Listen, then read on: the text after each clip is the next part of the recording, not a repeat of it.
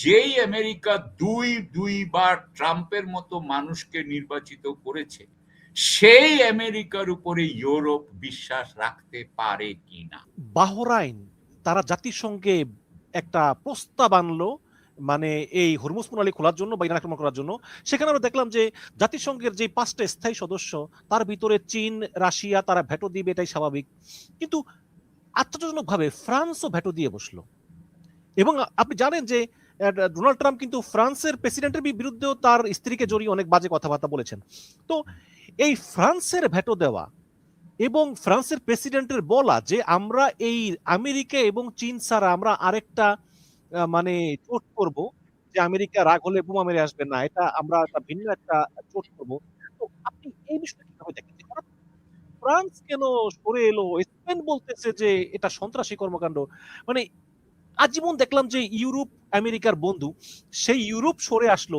আপনি মানে এই ফ্রান্সের বিষয়টা কেন তিনি সরে আসলো, এটা একটু বলেন। এবং নেটোর ভবিষ্যৎ আপনি কিভাবে মানে কি দেখেন?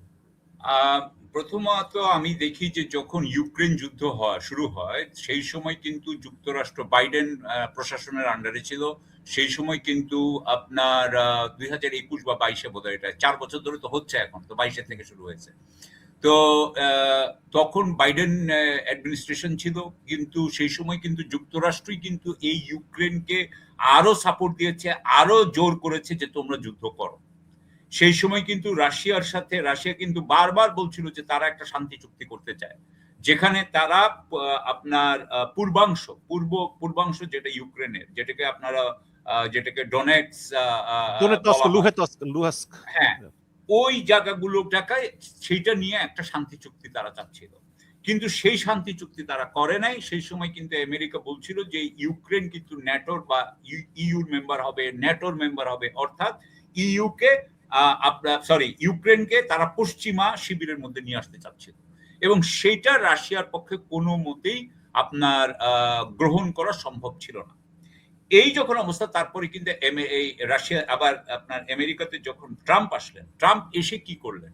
ট্রাম্প এসে প্রথম কথা, ইউক্রেনের প্রতি যে তার যে সমর্থন, সেটাকে কিন্তু অনেকটা উনি কমায় ফেললেন। উনাদেরকে কিন্তু সমরাস্ত্র সাপ্লাই দিলেন না। উনি কি করলেন? সবকিছু চাপিয়ে দিলেন কিন্তু ইউরোপিয়ানদের উপরে। এর আগে উনি বলেছিলেন যে ইউরোপিয়ানদেরকে আরো বেশি করে টাকা দিতে হবে, প্রতিরক্ষা বাজেট করতে হবে, উনার প্রথম টার্মে বলেছিলেন। দ্বিতীয় টার্মে কিন্তু তারা নিজেরা যদিও তাদের বাজেট বাড়িয়েছে, তারপরেও তারা কিন্তু আমেরিকা কিন্তু ইউরোপের প্রত্যেকটা দেশকে চরমভাবে অপমান করেছে, এবং তারা বলেছে যে তারা ইউক্রেনের ব্যাপারে আমেরিকা এটার মধ্যে থাকবে না। এই যখন অবস্থা, অর্থাৎ ইউরোপ যখন ভাবছে যে তারা কি রাশিয়ার দ্বারা আক্রমণ হবে, তাদের অন্যান্য দেশ বল্টিক কি হবে, ইউরোপীয় দেশগুলো কি আবার একটা আপনার যুদ্ধে জড়িয়ে যাবে রাশিয়ার সাথে, সেই সময় কিন্তু আমরা দেখলাম যে আমেরিকা কিন্তু ইউরোপের সমর্থনে আসে নাই।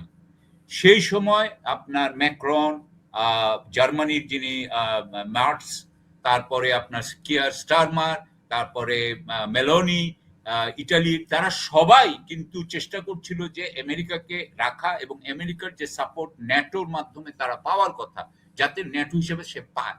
কিন্তু এখন যেটা বলতে চায়, আমেরিকা ফার্স্ট বলে যেটাকে বলা হয়, মেক আমেরিকা গ্রেট এগেন, এগুলো বলতে যেটা বলতে চাচ্ছেন ট্রাম্প সাহেব, সেটা হচ্ছে যে ইউরোপ আমেরিকার উপরে নির্ভর করে প্রতিরক্ষার জন্য, এবং সেই প্রতিরক্ষার জন্য করাতে তারা তাদের দেশের মানুষের মানে পিছনে অনেক বেশি সামাজিক ওয়েলফেয়ার, সামাজিক আপনার সুবিধা দিতে পারে, যেটা আমেরিকা দিতে পারে না। সুতরাং আমেরিকা আসলে এই ইউরোপের সাথে যে পার্টনারশিপ ন্যাটোর মাধ্যমে, তাতে আমেরিকা হারাচ্ছে বেশি, পাচ্ছে কম। কিন্তু আসলে আমেরিকা পাচ্ছে অনেক বেশি, যেটা ট্রাম্প স্বীকার করছেন না। অর্থাৎ দেখেন, পশ্চিমা ইউরোপ যদি আমেরিকার অধীনে থাকে, আপনি জানেন যে পশ্চিমা ইউরোপ কিন্তু আমেরিকার একটা বড় মার্কেট, এবং এর থেকে বড় মার্কেট, এই বড় মার্কেট এটাকে কিন্তু উনি ধর্তব্যের মধ্যে আনছেন না। এবং প্রতিটা জায়গায় ধরেন আন্তর্জাতিক বিষয়ে যখন তার পাশে, যুক্তরাষ্ট্রের পাশে যখন জার্মানি, ফ্রান্স, ব্রিটেন থাকে, তখন কিন্তু তাদের একটা শক্তি থাকে, তাদের কিন্তু একটা কথা বলা, তারা কিন্তু অনেক বেশি শক্তি সঞ্চয় করতে পারে। সেটাও কিন্তু উনি এটার কথা বলছেন না। তৃতীয় হচ্ছে যে ইউরোপ কিন্তু অনেক ধরনের টেকনোলজিক্যাল আপনার হেল্প করতে পারে, অন্যান্য বিষয়ে হেল্প করতে পারে আমেরিকাকে, যেটা উনি বলছেন না। আপনি দেখেন এই যে গ্রিনল্যান্ড নিয়ে যেটা হইলো, গ্রিনল্যান্ড তো ডেনমার্কের অধীন। গ্রিনল্যান্ড তো ওদেরকে আপনার যতগুলো ইচ্ছা ঘাঁটি করতে চায় আমেরিকা করতে দিবে। দিবে। সুতরাং ইউরোপের অধীন হলেও ইউরোপ কিন্তু আমেরিকার পক্ষে আছে এবং ডেনমার্ক আমেরিকার পক্ষে আছে। তাদের কথা হচ্ছে যে তোমরা যত ঘাঁটি করতে চাও করো, তুমি হবে আমাদের রক্ষাকর্তা। কিন্তু তার পরিবর্তে ট্রাম্প কি করলো? ট্রাম্প বললো যে না, সে গ্রিনল্যান্ডটা নেবে। আমি জানি না কেন, হয়তো গ্রিনল্যান্ডের নিচে কোনো খনিজ পদার্থ আছে যেটা সে চায়। কিন্তু এমনিতেও সে যদি একেবারে একদম সর্বোচ্চ আমাদের সর্ব উত্তর অংশ, আর্কটিক অংশ, সেখানেও যদি সে কিছু করতে চায়, আমেরিকার কথা বলছি, রাশিয়ার বিরুদ্ধে যদি সে কিছু করতে চায়, তখন কিন্তু তাকে সুইডেনকে লাগবে, তার কিন্তু নরওয়েকে লাগবে, তার কিন্তু স্ক্যান্ডিনেভিয়ান কান্ট্রিগুলোকে লাগবে, তার কিন্তু ইউকে কে লাগবে, তার গ্রিনল্যান্ডকে লাগবে। সুতরাং আমি মনে করি জিও পলিটিক্যালি, অর্থাৎ ভূ রাজনৈতিক ভাবে, আপনার সামরিকভাবে এবং আপনার অর্থনৈতিকভাবে সব দিক দিয়ে আসলে যুক্তরাষ্ট্রের সাথে পশ্চিমা ইউরোপের যে আপনার জোট ছিল, সেই জোটটা কিন্তু তাদের দুইজনের জন্যই অত্যন্ত আমি মনে করি সুবিধাজনক ছিল। কিন্তু ট্রাম্প সাহেব সেইটা বুঝতেছেন না, কারণ তিনি খুব নেকেড ভাবে তিনি কিন্তু খুব ছোট একটা অংশকে হিসাব করতেছেন, অর্থাৎ আমি কত টাকা খরচ করি প্রতিরক্ষায়, তারা কত টাকা খরচ করে প্রতিরক্ষায়। আমি মনে করি ন্যাটোর ভবিষ্যৎ, আমার মনে হয় যে ন্যাটোর ভবিষ্যৎ আর এখান থেকে খুব ভালো হওয়ার আমি কোনো সম্ভাবনা দেখি না।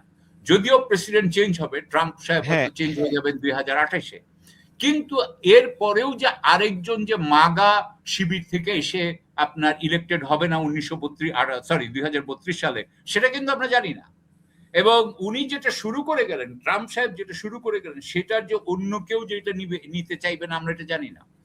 সুতরাং আমি মনে করি যে একটা কথা বলা হচ্ছে এখন ইউরোপের নানান রাজধানীতে, যে যেই আমেরিকা দুইবার ট্রাম্পের মতো মানুষকে নির্বাচিত করেছে, সেই আমেরিকার উপরে ইউরোপ বিশ্বাস রাখতে পারে কিনা, এবং এটা হচ্ছে সবচেয়ে বড় প্রশ্ন। কারণ আবারও এটা হইতে পারে, এবং সেই জন্য আমার মনে হয় যে ন্যাটোর ব্যাপারে অন্যান্য ইউরোপীয় রাষ্ট্রগুলো অবশ্যই তারা ন্যাটোকে রাখতে চাইবে, কারণ ন্যাটোটা থাকলে তাদের উপরে রাশিয়ার আক্রমণ হলে যুক্তরাষ্ট্র জোট চুক্তিবদ্ধ হিসাবে তাদের মানে তাদের পক্ষে আসতে বাধ্য। আপনি জানেন যে ইউরোপীয় প্রচুর দেশে, জার্মানি বিশেষ করে এবং অন্যান্য দেশে প্রচুর সেনাবাহিনী, যুক্তরাষ্ট্রের সেনাবাহিনী ওখানে মোতায়েন করা আছে। তো তাহলে তো ন্যাটো যদি না থাকে তাহলে ওগুলো সরে যাবে, এই ঘাঁটিগুলো থাকবে না।